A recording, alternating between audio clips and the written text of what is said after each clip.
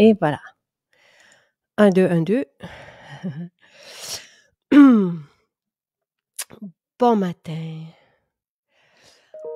Alors, je suis, avec Pierre ce matin.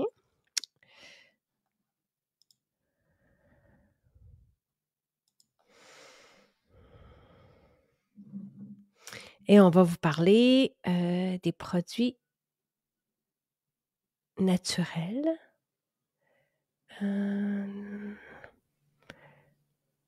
Pour aider, notre sommeil. Donc, autant pour favoriser un endormissement le soir que d'avoir une belle nuit, récupératrice. Et j'ai ajouté là-dedans bon, ben, on va regarder ensemble. Coucou! Bonjour, bonjour. Ah! M'entends-tu? Oui, je Ah, t'entends bien. je Et ne moi? t'entends pas. Tu m'entends pas? C'est bizarre, ça. Attends un peu. Attends un peu. Une minute. Ouais. Je vais aller dans les sons. OK. C'est USB. 1, 2, 1, 2. Est-ce que tu m'entends? Est-ce que tu m'entends? Non? Tu m'entends pas? Tu m'entends toujours pas? 1, 2, 1, 2. Ah! Comment ça, vous entendez? Ah, Ben, je sais pourquoi. Je OK. m'en viens, haut-parleur. Merci de me l'avoir signalé. Une chance que quelqu'un me l'a dit. Merci beaucoup. Alors, bon Bon, là, matin, tu je suis désolée m'entends. Tu pour m'entends ça. bien maintenant? Très bien. OK, OK.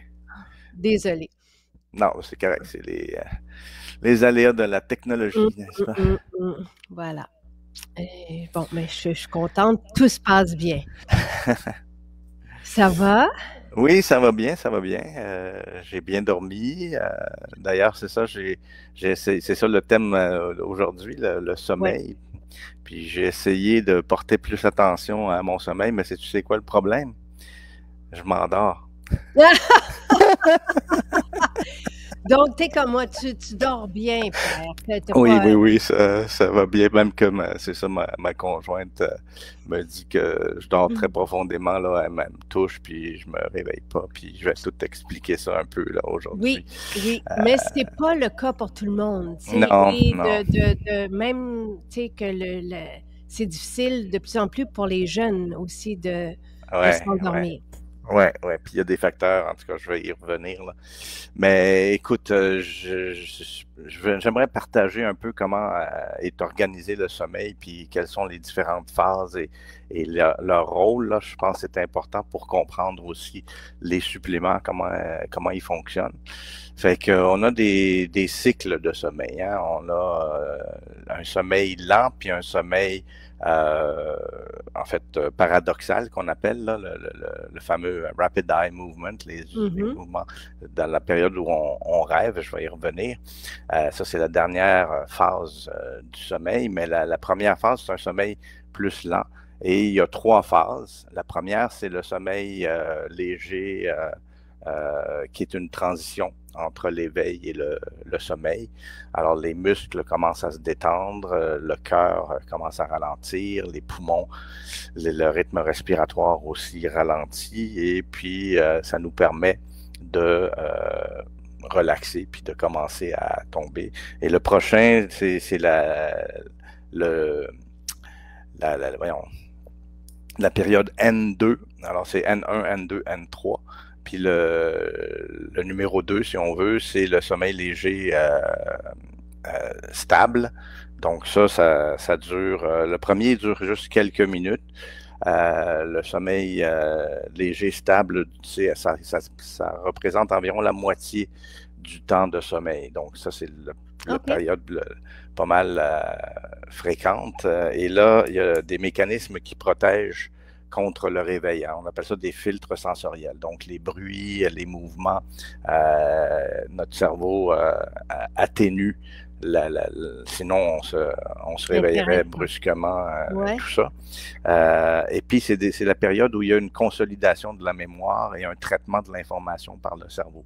Alors ça, c'est intéressant parce que c'est pour ça aussi que le sommeil est important parce que notre cerveau euh, compute, il travaille, il analyse tout ce qu'on a vécu dans la journée. Et c'est surtout les apprentissages et les automatismes. Tu sais, des fois, là, on conduit, puis, hop, mon Dieu, on se retrouve quelque part, puis on dit, on était perdu dans nos pensées, puis Alors ça, c'est l'automatisme. On est tellement habitué à toutes les... Tu sais, on met notre flasher, on tourne, on s'arrête au feu, tout ça. Mais ça se fait presque inconsciemment à la longue parce qu'on conduit depuis tellement longtemps. C'est des automatismes. Alors, ça aide pendant cette période-là à consolider Ah! ces automatismes-là. OK. OK?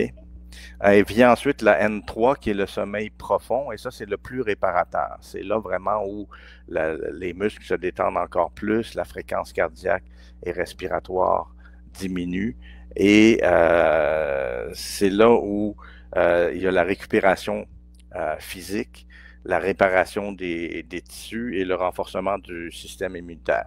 Et tout ça est relié à une hormone très importante, c'est l'hormone de croissance, growth hormone en anglais, qui est libérée pendant cette phase de sommeil profond-là. Et alors, c'est relâché par l'hypophyse, là, une glande dans le cerveau. Et puis, elle va, comme son nom l'indique, elle est très importante pour la croissance chez les enfants et les adolescents. Donc, ça va augmenter la masse musculaire, la croissance des os, la peau, les tissus, des organes. Ça augmente la synthèse des protéines. Et donc, ça fait en sorte qu'on répare et qu'on régénère les tissus pendant cette période-là. Et chez les personnes qui avancent dans l'âge, donc cette hormone-là est importante aussi pour garder l'effet sur le métabolisme. C'est-tu ça? C'est-tu le lien, tu sais, Ben, pour... j'y arrive à Ah, l'effet sur le excuse-moi. métabolisme. Non, non, c'est correct, c'est des bonnes questions. Mais je vais aussi parler justement le manque de sommeil, qu'est-ce que ça fait à l'hormone de croissance, puis les conséquences que ça a. Mais OK. avant ça, j'aimerais ça finir de parler de tout ce que fait. Bon, Oui. il y a la synthèse des protéines et la régénération des tissus et la croissance. Chez l'âge adulte, c'est plus la réparation des tissus. Et la régénération des muscles aussi. Donc, en fait, si on mange un repas riche en protéines pas avant de se coucher, mais à notre dernier repas, ça va aider parce que c'est justement la synthèse des protéines va demander des acides aminés qu'on prend dans l'alimentation. Et au niveau du métabolisme, ce qui est intéressant, c'est que ça va switcher vers l'utilisation des graisses en priorité du sucre dans le corps. Alors, c'est pas que dormir fait maigrir, là, mais ça fait utiliser plus les graisses et ça fait emmagasiner du glucose dans le glycogène. Le fameux, je t'avais parlé, là, c'est comme un amidon, c'est un polymère, c'est un site de stockage du glucose dans le foie.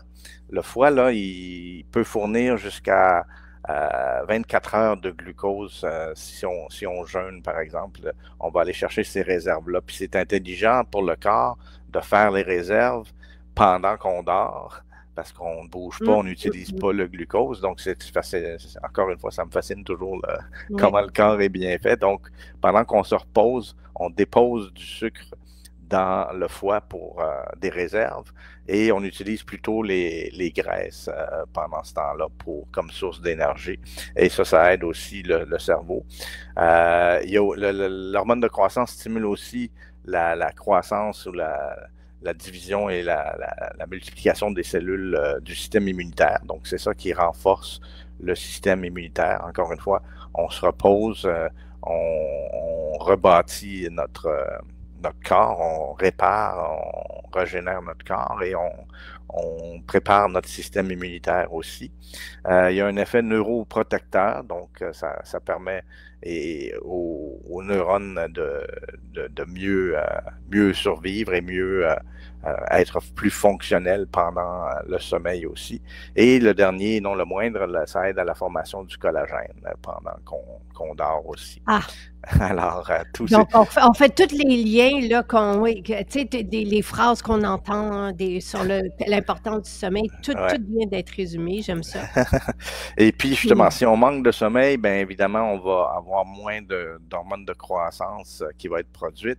Donc, qu'est-ce qu'on va avoir? C'est de la fatigue, une diminution des muscles, puis une augmentation des graisses, parce que là, on va arrêter cet usage des graisses par rapport au sucre.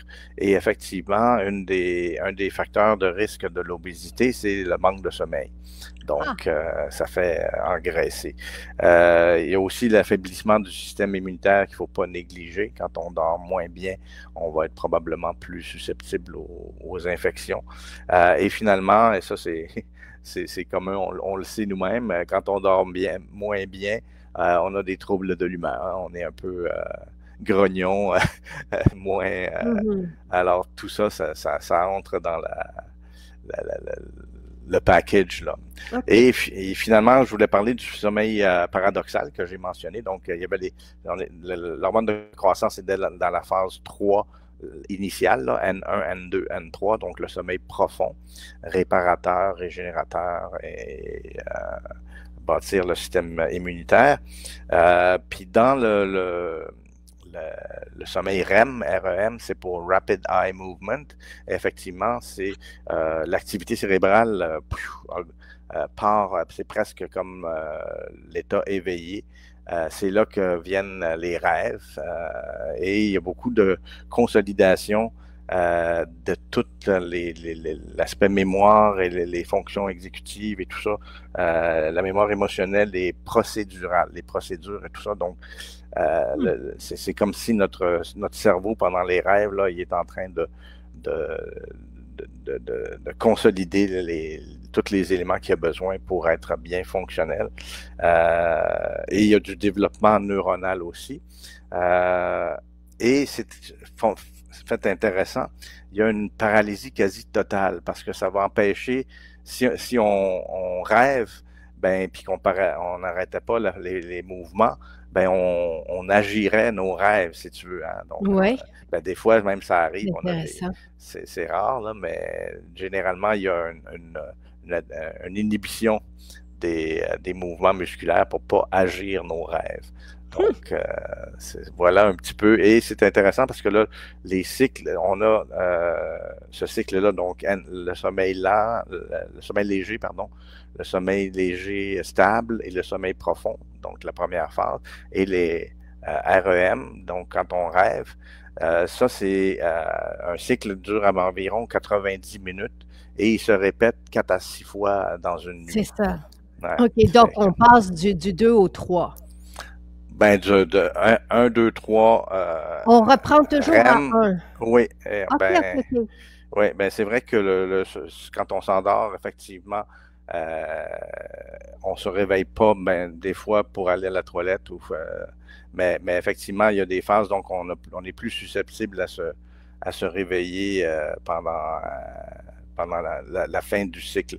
Et il y avait quelque chose que je voulais dire aussi. Ah oui, le sommeil profond est plus fréquent au début de la nuit et le REM est plus fréquent plus tard dans la nuit. Alors moi ça m'arrive souvent, je le vois que je rêve beaucoup plus avant le réveil, ou peut-être parce qu'on s'en rappelle aussi un peu plus qu'on rêve, mais il est plus fréquent quand on fait des enregistrements là, des personnes qui dorment, effectivement, la partie REM est plus fréquente en fin de nuit qu'en début de nuit.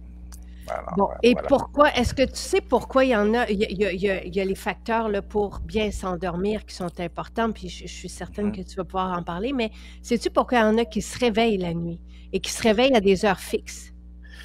J'ai pas vu j'ai pas vérifié là, OK. Et je dans suis les. certaine que les questions vont Ouais, arriver parce ouais. qu'il y en a qui se réveillent à toutes les 3 heures. Ça.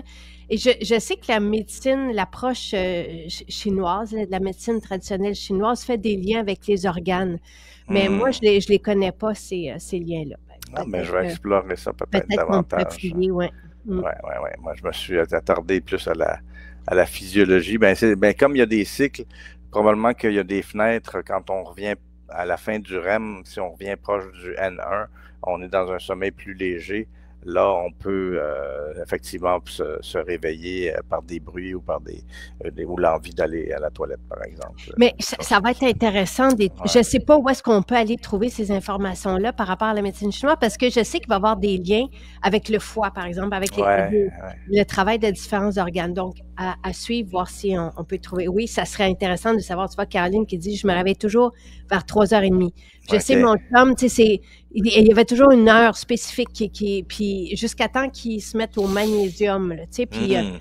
fait que, et j'avais aussi lu ça, tu sais, il y a des formules pour bien s'endormir, mais pour rester bien endormi, ça prend, ou ça prendrait du magnésium pour pouvoir rester détendu. Je ne sais pas c'est quoi le lien, là, mais OK. les Ben, je gens vais le en relaient parler, là, beaucoup. justement. C'était ça mon prochain sujet. C'était effectivement le magnésium. On en avait parlé, je pense que c'était au printemps dernier, là. Et puis, ben, c'est un cousin du calcium, mais qui a un agi. Le calcium est souvent important, j'en ai parlé dans la contraction des muscles, dans l'activité cérébrale des nerfs et tout ça.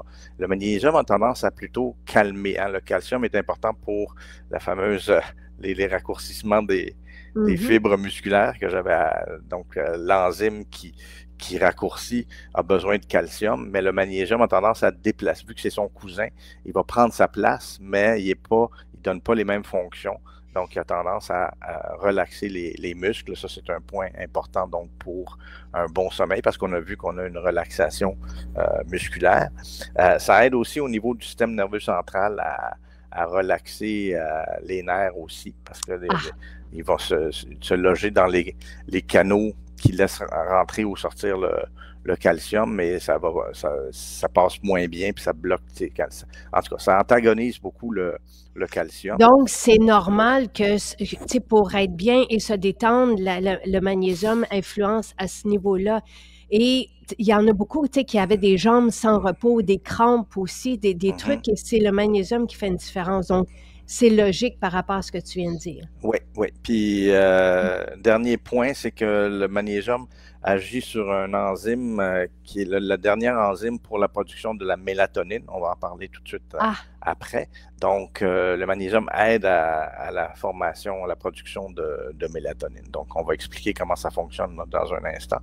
Par contre, j'ai regardé au niveau des études cliniques, puis c'est bien problématique parce que les résultats sont très variables d'une étude à l'autre. Bon, premièrement, les types de magnésium utilisés. Hein, toi, c'est du biglycinate, je biglycinate, pense, oui. qui est parmi les mieux assimilés. Mais il y a toutes sortes, toutes sortes de formes de magnésium, et des fois, c'est mélangé avec d'autres choses dans des Mm. produits. Fait que là, comment les disséquer que c'est le magnésium qui aide à bien dormir. Par contre, si on regarde les études d'association, puis c'est surtout quand on en manque, les gens qui sont en déficient en magnésium, c'est eux qui ont les sommeils très courts. Là, on parle de moins de 5 heures de sommeil par nuit, Ah, beaucoup plus fréquents. Donc, c'est des associations qu'on fait dans OK. les études épidémiologiques. C'est associé à des gens qui souffrent de plus de stress, d'anxiété, de dépression, en manque de magnésium. Et finalement, les crampes nocturnes aussi augmentent beaucoup chez Et, les gens qui sont faibles en magnésium.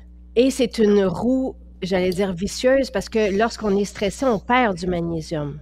Oui, oui, oui, effectivement, l'absorption est moindre, puis l'excrétion par les reins, je pense, est plus grande. Oui, j'avais vu ça, j'ai revu mes notes là, du magnésium quand on en avait parlé. Là.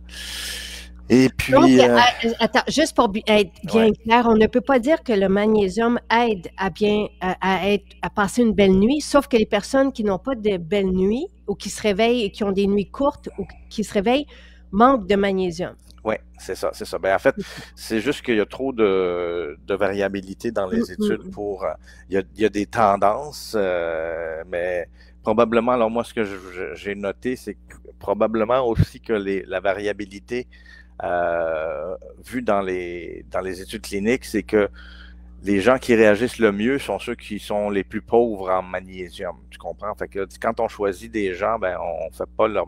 Je pense, j'ai pas vu d'étude qui a fait un lien entre le niveau qui ont mesuré le magnésium avant de faire des études sur les effets. Alors il y a pas. Probablement que ça explique en partie là, mais ça relaxe les muscles, ça relaxe le système nerveux, ça aide à la mélatonine. Donc, c'est tous des éléments qui mm. vont dans le bon sens pour un effet du magnésium.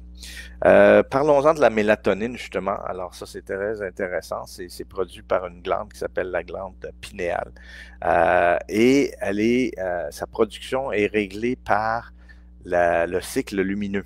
Alors, c'est très intéressant parce que c'est les signaux de l'œil.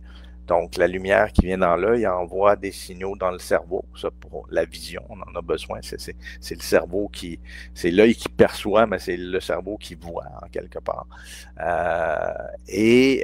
Ça inhibe la production de mélatonine. Et à l'inverse, la noirceur, donc, tu enlèves ce signal-là, ça enlève le frein, puis ça permet à la mélatonine d'être produite.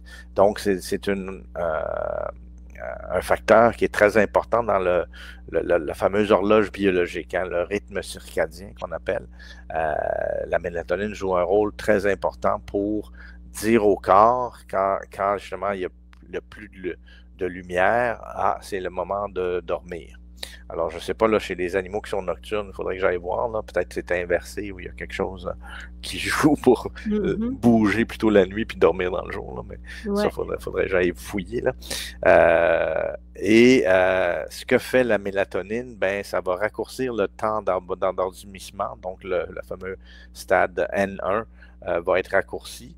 Ça améliore beaucoup le sommeil profond, la fameuse N3, où il y a la récupération et la régénération des tissus.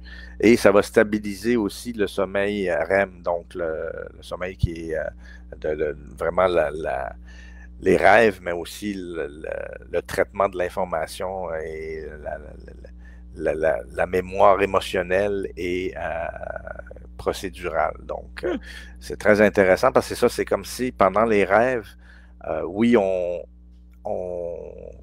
il y a des éléments des choses qu'on vit des images qui sortent, mais ça aide dans le fond de notre cerveau à traiter les informations émotionnelles aussi qu'on a vécues pendant tout ce temps-là. Et les facteurs qui influencent la production de mélatonine, ça c'est ça que t'as mentionné déjà l'âge, donc avec l'âge, la production de mélatonine diminue.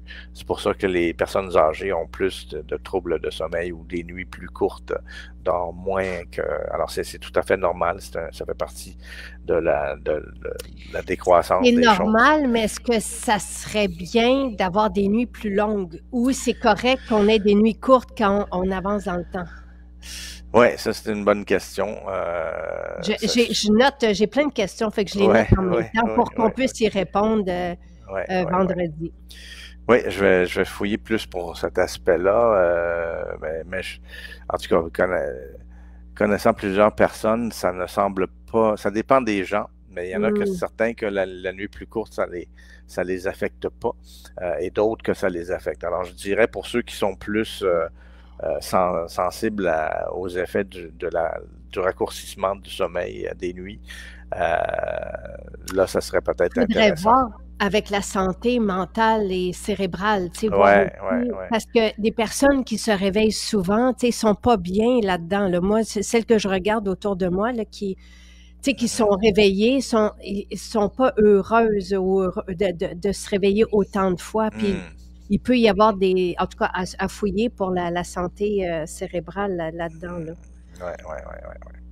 Et puis, l'autre point important, c'est la fameuse lumière bleue, Mmh. les écrans. Ça diminue la production de mélatonine. Alors, ça, c'est sûr que ça va nuire un peu à un bon sommeil. Et Chose la lumière bleue n'est pas que dans les écrans. Hmm. Tu sais, les jouets pour enfants ont de la lumière bleue. Il y a de plus en plus de lumière bleue partout. Ah Donc ouais, ça OK. ça aussi, tu sais, en tout cas, je beaucoup de questions. Moi-même, j'ai beaucoup de questions. D'accord, d'accord. OK.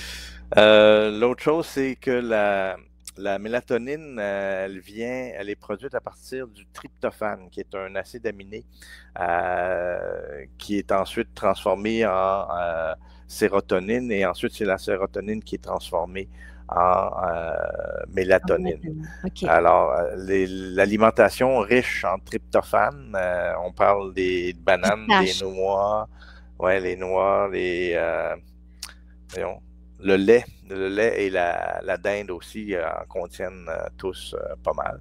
Alors ça va augmenter la mélatonine, la production de mélatonine parce qu'on fournit l'élément de base, le tryptophane, et ça va, donc ça peut aider. Tu sais, dans le temps, je sais pas s'il y en a qui font ça encore aujourd'hui, puis moi, il y a pas de lait de vache, là, tu sais, dans notre maison, mais il y en a qui prenaient un verre de lait le soir. Ouais, ouais, ouais, Et ouais. c'était pas bête, là. Pour Ben les oui, ben personnes qui oui. sont tolérantes au lait de vache, là. Ouais, ouais, ouais. Puis effectivement, le dernier et non le moindre, c'est le stress et le cortisol, qui est l'hormone du stress, qui vont inhiber la mélatonine. Alors ça, c'est des explications physiologiques pour des choses Mmh. qu'on sait déjà. Si on est stressé puis nos idées tournent dans notre tête, on a de la misère à bien dormir là, la veille d'un examen ou Mmh mh. d'événements importants. Il y a de la fébrilité aussi, c'est pas toujours négatif, là. Mmh. C'est avant une fête ou des choses comme ça. Quand il y a des choses importantes qui nous stressent, de la bonne ou de la mauvaise façon, hein, parce qu'il y a du bon stress et du mauvais stress, si on veut. Je pense que je t'en avais parlé, hein, que j'avais un livre qui s'appelait Stress sans détresse de Hans Ouais. Selye, là, qui est un physiologiste qui a expliqué beaucoup de qu'est-ce que c'est le stress et les hormones reliées et tout ça, là. Alors, ça m'amène à ton fameuse poudre dodo, dernier produit qu'on voulait parler. Et ça, c'est un mélange de 5 plantes. La mélisse, le passiflore, la catère ou herbacha, Oui. le pavot de Californie et le tilleul d'Europe. Si Alors tu peux commencer par l'herbe à chat parce que les gens se questionnent, tu sais, pourquoi? ouais. Ben, avant de faire ça, je dois expliquer l'acide gamma-aminobutyrique. Ça D'accord. mange quoi? Ça mange quoi en Ouais. hiver, ça? Bon, l'abréviation, c'est GABA, G-A-B-A, donc gamma-aminobutyrique acide en anglais. C'est un neurotransmetteur, un messager dans votre système nerveux, très important. Et comme dans toute chose, on a des acides, des messagers qui excitent le cerveau et on a des messagers qui le calment. Hein, le yin et le yang, c'est partout dans l'univers, dans le corps. Il y a toujours la chose et son opposé. Donc, le GABA, c'est un messager calmant du système nerveux central. Alors, au lieu de faire entrer du sodium qui excite les cellules nerveuses, ça fait entrer du chlore, qui est un ion négatif plutôt qu'un ion positif. Et ça va calmer les neurones. OK? D'ailleurs, le récepteur pour ce messager-là, c'est la cible des médicaments, des sédatifs hypnotiques et des anti... voyons, des hypnotiques sédatifs et les fameuses benzodiazépines, là, comme le Valium et tout ça, ça cible les récepteurs à ce neurotransmetteur-là et ça augmente son activité et ça va calmer le système nerveux central. Alors, les 5 plantes, en fait, qui sont choisies, c'est un beau... est-ce que c'est encore un produit de mon ami Jean-Yves? Absolument, Ouais, ouais, absolument. ouais. Donc bien réfléchi. Oui, oui, Et oui. GABA, on voit ça souvent, tu sais, dans les congrès, donc Ouais, ouais. c'est ça, là, ça met en place Ça favorise la présence du GABA, de Non, ce neuron, son action. son action. Ça Ouais, favorise alors l'action du... c'est un messager, c'est comme une clé puis une serrure, hein. On utilise beaucoup ça en pharmacologie comme imagerie, là. Le GABA, c'est la clé, puis son activité, ben, c'est d'ouvrir la serrure pour faire entrer du chlore dans les cellules. Ben là, c'est comme si vous huilez la cellule, la serrure, pardon, et la clé marche mieux, l'effet est plus grand, ça calme plus le système nerveux. Et c'est comme ça que fonctionnent les 5 plantes. Oui, sont toutes calmantes. Alors, j'ai noté des choses intéressantes pour la mélisse en herboristerie traditionnelle. On dit que ça aide justement à stopper les idées qui tournent dans la tête. Wow! Wow! Donc, alors ça, c'est lemon balm, là, ça a un bon goût si on se fait une tisane. Toi, c'est une poudre que tu mets, je pense, Et dans, puis, dans, dans... ils mettent ça dans des adaptogènes, dans des boissons d'adaptogènes, du lemon balm, pour justement les faire relax, là, tu sais. Ouais. Et puis le passiflore, c'est la même chose, c'est un calmant du système nerveux central. La fameuse herbe à chat, cater, on l'appelle comme ça parce qu'effectivement, ça excite, ça a un effet paradoxal chez les chats, ça les excite, et dans le fond, chez certaines personnes aussi. Alors, normalement, c'est un calmant, mais certaines personnes sont sensibles à ça, puis vont être plutôt excitées. Le pavot de Californie, alors c'est pas le pavot somnifère, c'est pas celui d'où est extrait l'opium. Donc, il n'y a pas de morphine, il n'y a pas d'accoutumance et de dépendance associée au pavot de Californie. Donc, c'est une belle plante à mettre parce qu'elle est aussi calmante et agit sur le GABA et aussi la sérotonine, donc la fameuse hormone messager de l'humeur dans le cerveau. Et finalement, le tilleul, c'est aussi une plante sédative, relaxante et antispasmodique. Ça veut dire que là aussi, ça relaxe les muscles autant que le système nerveux central, le tilleul d'Europe. Donc ça, la relaxation du système nerveux central et des muscles, vous l'avez vu, c'est important dans l'initiation et le sommeil profond aussi. Ça aide. Alors voilà un petit peu l'ensemble des... Très intéressant. Et pour les personnes, il y a toujours, c'est dommage qu'il y ait toujours des personnes pour qui la mélatonine ne fonctionne pas, qui font des cauchemars. Et là, ils posent la question, comment ça se fait que... Et même chose, là, tu viens de dire pourquoi que certaines personnes, l'herbe à chat calmait, d'autres que ça pouvait exciter comme l'effet sur les chats. Là. Donc, peut-être que pour ces personnes, en tout cas, peut-être que je devrais faire une formule sans cette herbe à chat, peut-être. Ben, peut-être que les autres vont balancer, là, c'est ça.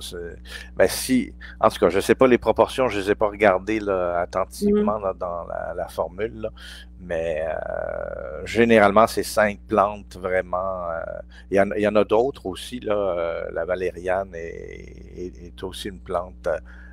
Mais qui agit, je pense, un peu différemment. Là. Fait que, sur le stress, je pense, sur l'anxiété, ou on ne peut pas dire anxiété, là, mais sur... Mais le GABA est relié beaucoup, justement, les anxiolytiques, ça agit beaucoup aussi sur le GABA. Là. Donc, en tout cas, c'est intéressant. C'est un messager très important dans le système nerveux central. Et il y a quelque chose que tu as touché qui est vraiment important, parce que je sais qu'avec ces formules-là, certaines personnes peuvent quitter toujours accompagnées de leur spécialiste de la santé, mais leurs médicaments pour dormir. Il n'y a pas d'accoutumance avec des plantes médicinales. Et il y a un autre truc que Jean-Yves avait expliqué avec la mélatonine, que ça non plus, ça ne crée pas d'accoutumance. Quand on arrête d'en prendre, par exemple, on retombe juste au point de départ. Parce qu'il y a quelque chose qui fait en sorte que c'est au niveau du signal, en tout cas, qui fait en sorte qu'on ne crée pas d'accoutumance. Parce qu'il y a différents discours sur la mélatonine. Donc, peut-être que je pourrais t'envoyer les références pour que tu puisses l'expliquer. Oui, le Jiao Gulan aide les personnes, oui. So, peut-être qu'on pourrait regarder ça. Le jagulan, c'est une plante associée à la longévité et on prépare une tisane avec ce jagulan. Je sais qu'il y en a beaucoup qui trouvent le sommeil avec elle. C'est une plante qui détend, un peu comme un adaptogène. Là. C'est une plante qui détend, puis donc c'est intéressant. Oui, la L-théanine. Tu sais, quand on regarde les boissons qui ont un effet, la L-théanine, le lemon balm dont tu as parlé, et l'ashwagandha, qui font comme tu sais, qui donnent un effet. Voilà. Oui. Ben, très belle formule, et ça peut se complémenter avec la mélatonine et le magnésium, parce que c'est tous des effets complémentaires qui peuvent se... Donc, c'est ça, il faut se concocter quelque chose, mais aussi prendre l'habitude d'avoir une routine avant de se coucher pour arrêter les activités, arrêter les écrans, c'est ça, avoir une certaine routine pour se préparer à dormir. Là, puis, Absolument. Ben, c'était vraiment très intéressant. Et maintenant, vous pouvez poser toutes vos questions. Moi, j'en ai toute une liste déjà pour vendredi. Je vais te les envoyer parce que ces questions-là, Pierre consacre toujours un moment dans la semaine pour aller chercher, valider avec des études. Donc, ce ne sont pas des questions personnelles, là. Le but, c'est d'éclairer toujours soutenu par des études scientifiques et donc les différentes données. Dans une capsule. Oui, on peut. Est-ce qu'on peut prendre la poudre de dos dans une capsule au lieu de dans l'eau? Oui. Oui. Mais c'est bon. C'est vraiment. C'est ça. C'est délicieux, cette formule. Il faudrait même que j'essaie voir à la cuillère. Mais c'est vraiment délicieux. Et je suis contente que tu aies parlé du GABA. Tu sais, j'ai compris plein de choses ce matin. Merci beaucoup. Tant mieux. Merci, ça fait plaisir. Merci. Et on se retrouve vendredi. Donc, si vous regardez ce direct ce soir ou demain matin, on prend vos questions jusqu'à demain midi, puis après ça, on les transfère à Pierre. Donc, oui, j'apprécie parce que c'est ça, ça me laisse le temps plutôt que de rusher pour me préparer pour vendredi. Oui, c'est ça. Je suis supposé être à la retraite. C'est bien de se garder occupé oui, certainement. Cérébralement et dans les études et tout ça. Ouais. Et merci, Pierre, surtout parce que c'est tellement riche et ça nous éclaire à chaque fois. Donc, ça fait plaisir. Ça fait vraiment plaisir. Passez une belle journée. Là, ça s'adoucit. Là, on a fini le gros froid là, pour quelques jours. Ça va. Puis sortez dehors, là, profitez-en. Là, parce que la lumière, c'est ça, la lumière, de prendre de la lumière le matin, ça a aussi un impact sur la production et le bon sommeil le soir. Et oui, on peut prendre, c'est ça, la poudre de dos, le magnésium et la mélatonine sont complémentaires. On n'est pas obligé de tout prendre. Ouais. Le magnésium, pour moi, fait partie des essentiels, là, parce que, et ça aussi, peut-être que tu pourras regarder pour vendredi, c'est quoi le pourcentage de la population qui manque de magnésium. Parce que c'est de plus en plus fréquent, courant. On est de plus en plus stressé aussi, donc il y aurait peut-être une logique là-dedans. Et c'est essentiel, pas juste pour se détendre, mais pour plusieurs réactions métaboliques. Là, on parle de plusieurs centaines, là, et même pour la santé osseuse, pour les fonctions musculaires. Dans les muscles, c'est pas juste les muscles. Il y a beaucoup de muscles dans notre corps qui sont pas juste les muscles d'entraînement. Donc, et poudre de dos et mélatonine, c'est complètement différent. La mélatonine, c'est une chose et l'autre. Donc, oui, ça peut se prendre. Voilà. Bravo, merci. Et à vendredi. Oui, même poste. Profitez-en. Oui.